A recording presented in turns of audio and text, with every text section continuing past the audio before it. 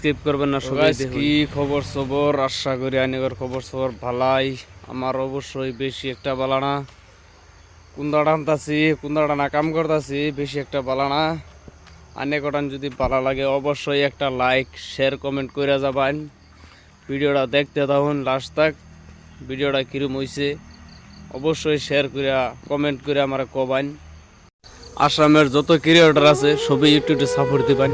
আন্যেরা support না দিলে তো আমরা সাপোর্ট পাবার নাই। আন্যের সাপোর্টে আমরা আল্লাহর রহমত আর আকবরাই যাওয়ার হামো।